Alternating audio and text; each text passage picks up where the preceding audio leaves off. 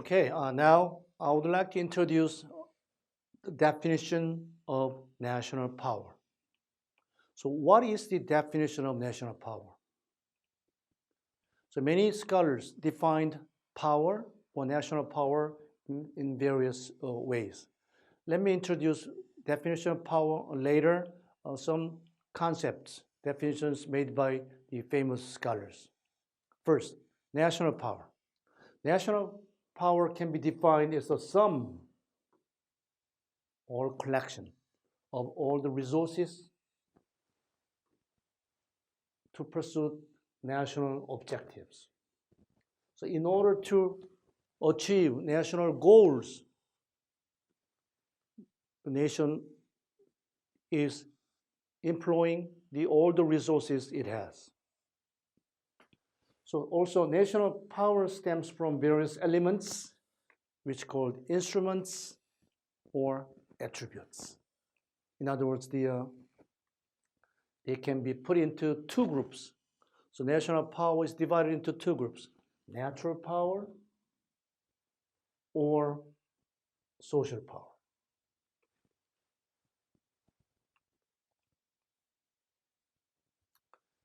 So in the concept of national power, there are two kinds of elements. In natural elements, the geography, how large is that country? Or resources. Some countries have abundance of natural resources and others don't. So we used to divide the world into three groups during the Cold War period. First world, and second world, and third world. Obviously, the third world is the most poor and underdeveloped or developing countries. But among the third world countries, some countries have abundance of natural resources, others don't. So among the third world countries and countries without natural resources, we call the fourth world. The resources is that important. And population. Some countries have more than a billion population, or some countries have a few million people. Population, natural elements. Social elements, economic elements. It has a large economy or high productivity and numbers of the labor sources. Political elements, democracy or authoritarian system or socialist system or something like that. Military capability, psychological capability, informational capability. So national power is composed of these elements: natural elements and social elements. Hans Morgenthau, a prominent scholar in international relations, and he is a professor of political science in Harvard and professor emeritus. He retired long time ago. He said that power is a psychological relation between those who exercise it and those over whom it is exercised. In other words, the power is a psychological relations between the two people who is exercising power. The other one is being exercised by another guy, the other guy. It's a psychological relation. So since it has the subjective elements, also objective elements, it's a psychological relation.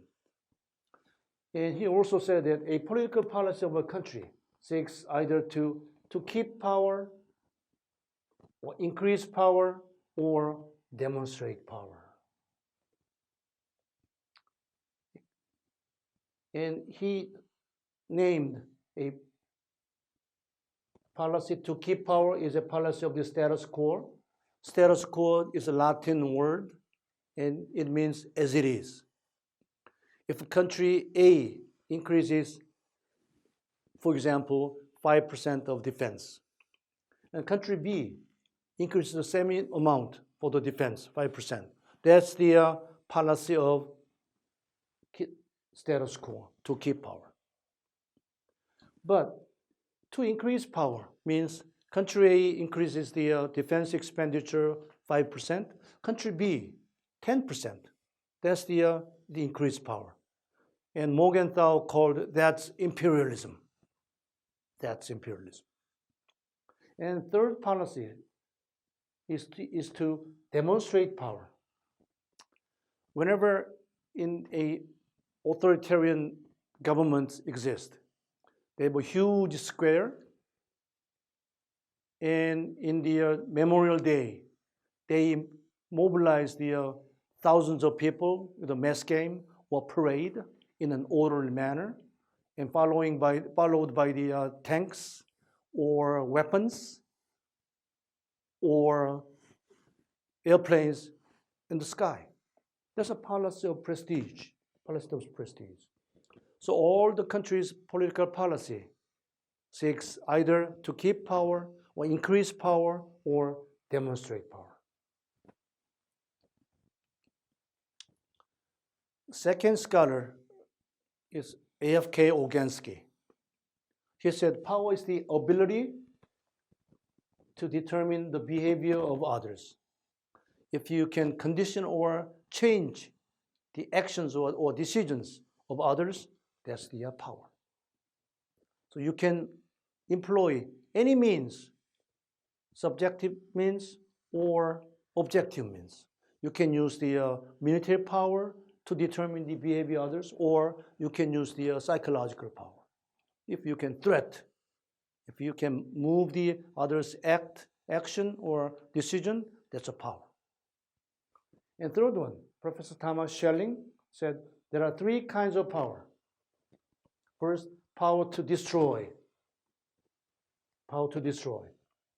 And second, power to hurt. Power to destroy by strategic weapons, nuclear weapons, or thermonuclear weapons. Power to hurt is by the conventional weapons, tanks and cannons and rifles, or jet planes, or foot soldiers. Power to hurt. Power to coerce means the threat. You can use psychological warfare. So strategic weapons, conventional weapons, or psychological weapons, warfare. There are three kinds of power.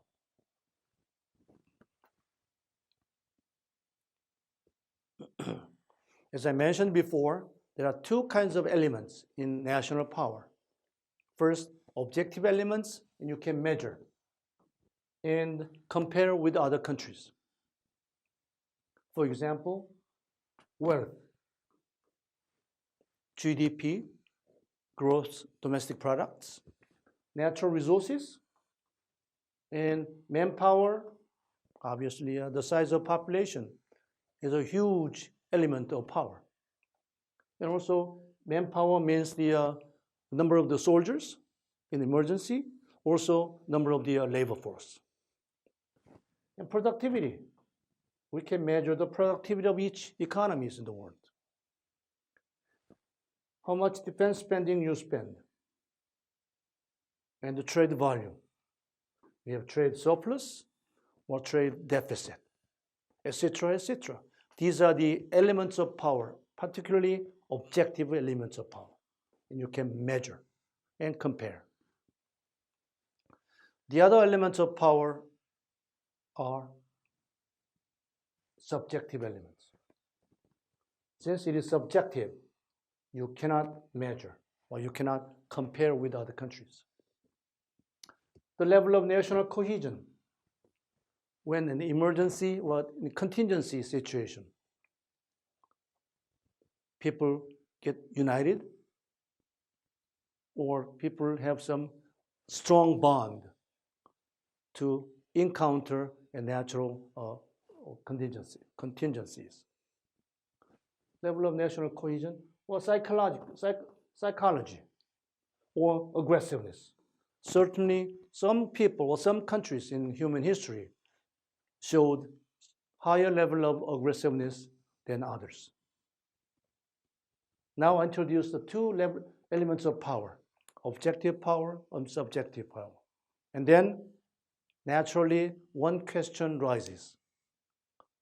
Currently, which is the most powerful country in the world? Considering the subjective elements and objective elements, which is the most powerful country in the world? According to the 2021 Best Countries report, there are top 10 powerful countries. And this report measured the level of ranking of national powers with 5 attributes. First, military alliances, international alliances, political influence, economic influence, and leadership. With these 5 items, they measured the ranking of the national powers in the world. First, obviously, the United States. Second, perhaps Russia or China. Probably it's debatable. But the report said China second, Russia third.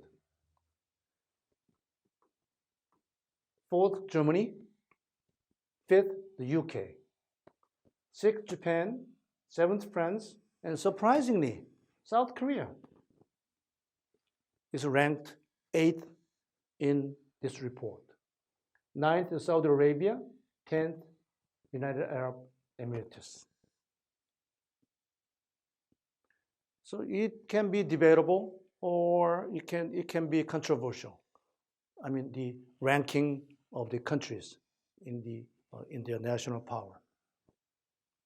But it is obvious that the US is the strongest country in the world now. And then, what is the relationship between power and influence? In other words, powerful countries are influential to other countries. In order to answer this question, we have to look at the other side of power. There are 2 kinds of national power. One is soft power or relational power. The other one is hard power or structural power. With soft power is the capacity to create ourselves from relationships with others. And also, it's an ability to sustain internal relationship or influence others.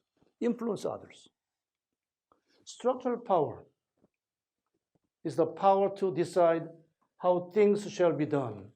Structural power with the physical or military equipments. How to shape frameworks within which states relate to each other and relate to people.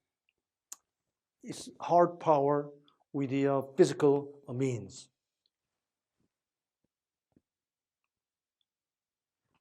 And then, what is the relationship between power, national power, and national influence?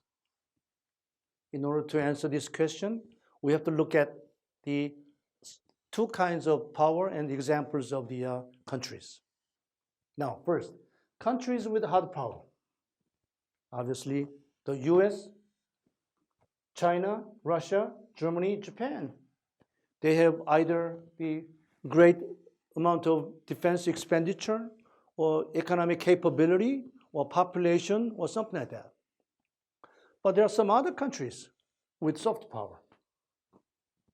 Obviously, the US, France, UK, and also it is important to notice Canada, Australia, and these days South Korea is one of them too. Countries with soft power. So, but these countries are not identical, except US. China, Russia, Germany, Japan has a tremendous physical power, but it does not have international influence over other countries. But in contrast, Canada and Australia, they are small countries compared to these powers, but they have great influence over the international public opinion or other countries. So hard power does not necessarily produce soft power. Japan for a long time was called that the economic giant and political midget. Again, hard power does not necessarily produce soft power. So ROK, South Korea, is currently included recently one of these soft powers.